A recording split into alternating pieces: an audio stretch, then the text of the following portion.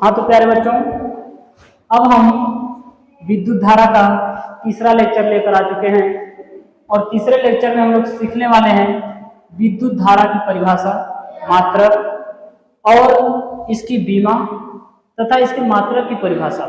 इतना चीज हम तीसरे लेक्चर में सीखेंगे, तो ध्यान समझेंगे। जो पिछला लेक्चर था उसमें हमने आवेश उत्पत्ति का सिद्धांत पढ़ा था, जिसका फार्मूला था Q बराबर NI। और आज पढ़ेंगे धारा। वास्तव में सबसे पहले बात करेंगे कि धारा होती क्या है।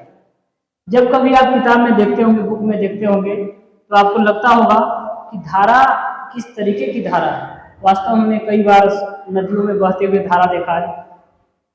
हम लोग कभी मग से पानी गिराते हैं या गिलास से पानी गिराते हैं तो उसमें भी धारा एक को बहती है।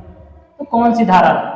तो ध्यान समझेंगे कि वास्तव में ये जो धारा है वो कौन सी धारा है। तो कहने का मतलब क्या है कि सपोज यहाँ पे एक पात्र रखा हुआ है इस तरीके से यहाँ पे, और इसमें भर गया हमारा क्या, आवेश, plus minus plus minus plus minus, इस तरीके से इसमें क्या भर गया, आवेश।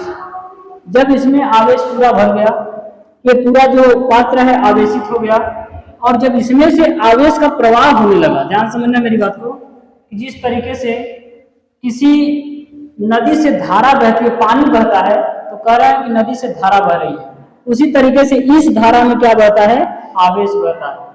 यानी इस पात्र से आवेश का प्रवाह होने लगा तो समझ जाओ कि धारा हमारी उत्पन्न हो चुकी है। यानी कहने का मतलब क्या है कि जब किसी पात्र में आवेश इकट्ठा होता है, आवेश इकट्ठा होने के बाद जब आवेश को उस जगह से दूसरे जगह प्रवाहित कर दिया जाए तो उसके धारा को ही हम लोग विद्युत धारा कहते हैं। तो ध्यान समझना, ये है हमारा धारा। यानी अब डायरेक्ट हम धारा की डेफिनेशन कैसे कर सकते हैं कि धारा की डेफिनेशन में हम लोग कह सकते हैं कि आवेश प्रवाह की दर को धारा कहते हैं। बात ध्यान समझना, आवेश यहाँ से प्रवाहित हुआ तो इसकी दर को धारा कहते हैं। सबसे बड़ी बात क्या है कि दर क्या है? दर का मतलब समय। यानी जब यहाँ से आवेश प्रवाहित होंगे तो उनको यहाँ तक आने में, किसी उपकरण तक, किसी पात्र में या किसी वायर में जाने में कुछ समय लगता है, जिसको दर कहा जाता है। जब भी कभी फिजिक्स में आपको दर नाम सुनाई दे तो दर का मतलब होता है समय से भाग देना। हमेशा किसी क्वांटिटी में दर का नाम सुनाई दे तो समझ जाना कि हमको T से भाग देना है। तो ध्यान समझते हैं। और यहाँ पे धारा की परिभाषा, हाँ तो अब हम धारा के डेफिनेशन को समझेंगे।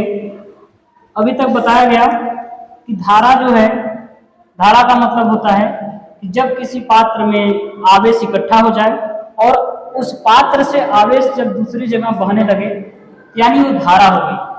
अर्थात हम कह सकते हैं कि देखिए आसानी से परिभाषा को समझेंगे, आवेश प्रवाह की दर, बात ध्यान समझना, दर, आवेश प्रवाह की दर को धारा कहते हैं।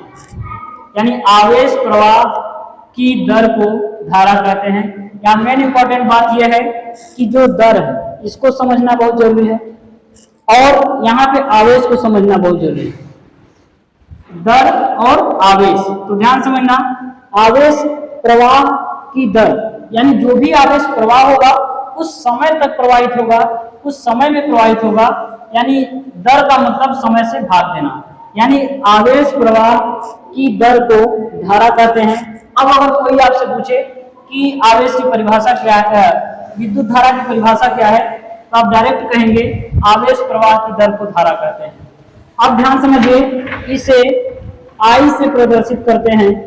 धारा को किससे प्रदर्शित करते हैं? I से प्रदर्शित करते हैं। इसका मात्रक, ये मात्रक को ध्यान समझना, धारा का जो मात्रक होता है एम्पियर होता है। धारा का मात्रक एम्पियर होता है। अब थोड़ा सा एम्पियर में बात करते हैं कि एम्पियर धारा का मात्रक किस तरीके से होता है।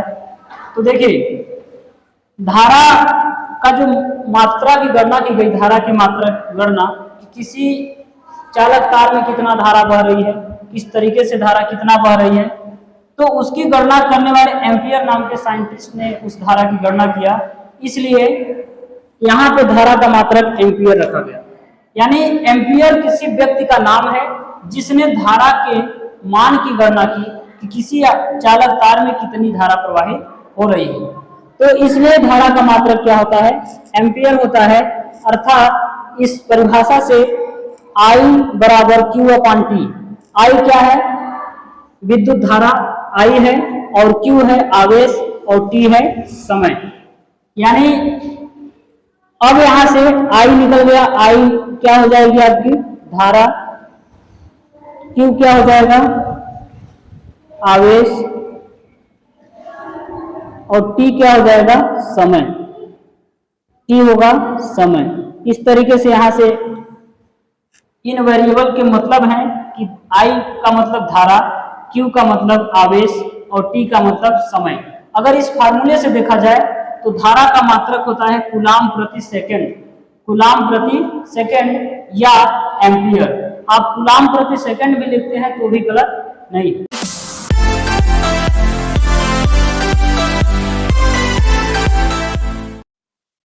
हाँ, तो धारा की परिभाषा में हमने एक फार्मूला देखा यहाँ पे कि I equal to q upon t, I equal to q upon t.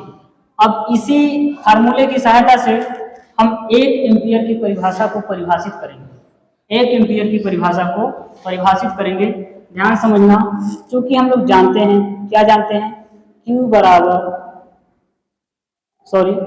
I बराबर Q अपान टी। ये चीज हम लोग जानते हैं धारा की फार्मूला से कि धारा बराबर होता है Q अपान टी। अब यदि Q इक्वल टू 1 कूलाम, यदि Q का मान 1 कूलाम हो तथा T का मान 1 सेकेंड हो, तब जो धारा का मान होगा I बराबर 1 एम्पियर होगा। ध्यान समझना बात को, यहाँ पे ध्यान समझना, चूंकि हम लोग धारा के सूत्र से यहाँ पे जानते हैं कि धारा बराबर Q अपान टी।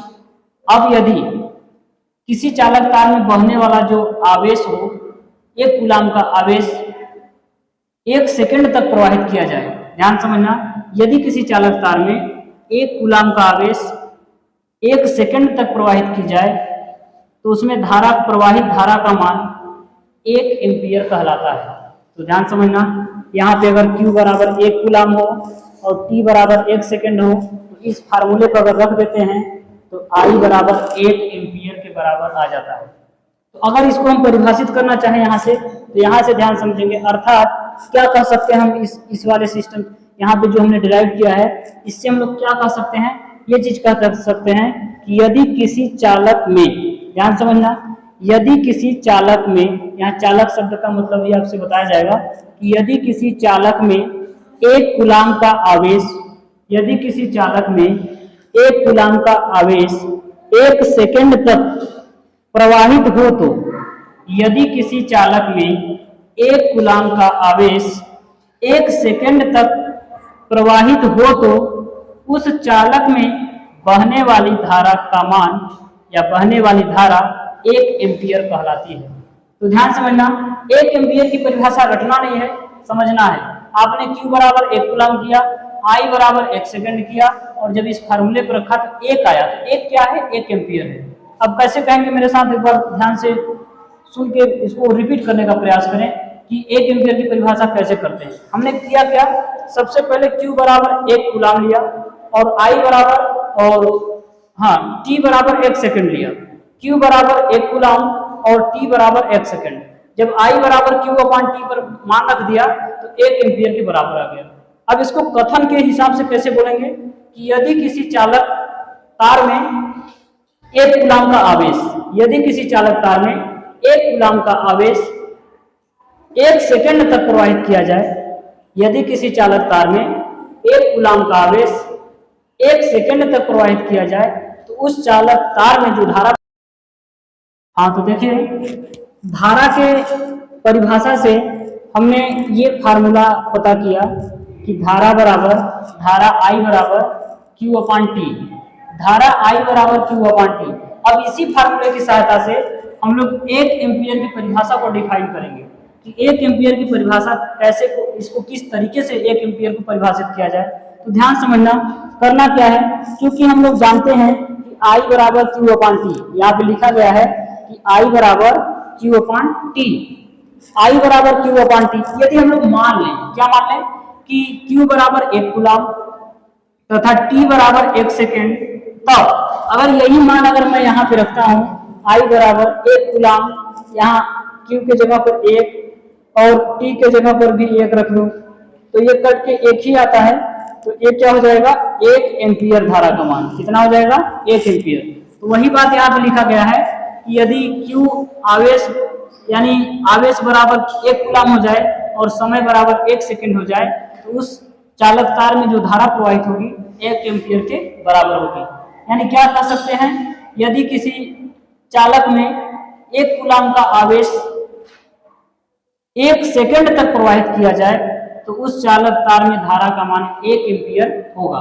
अर्थात अब इस कथन द्वारा हम इसको समझते हैं कि इस कथन से ये स्पष्ट हो जाएगा, ये जो बात आपको गणितीय रूप में दिख रहा है, इस कथन से ये स्पष्ट हो जाएगा। तो यहाँ पे क्या कहा गया है कि यदि किसी चालक में, ध्यान समझना, यदि किसी चालक में यहाँ पे 1 कूलम का आवेश, यदि किसी चालक में 1 कूलम का आवेश 1 सेकेंड तक प्रवाहित हो, तो उस चालक में बहने वाली धारा 1 एम्पियर कहलाती है। कोई भी चालक हो, अगर उसमें 1 कूलम का आवेश 1 सेकेंड तक प्रवाहित किया जाए, तो उसमें धारा का मान 1 एम्पियर के बराबर होगा। तो चलिए बच्चों, अब हम लोग मिलते हैं नेक्स्ट लेक्चर में। धन्यवाद।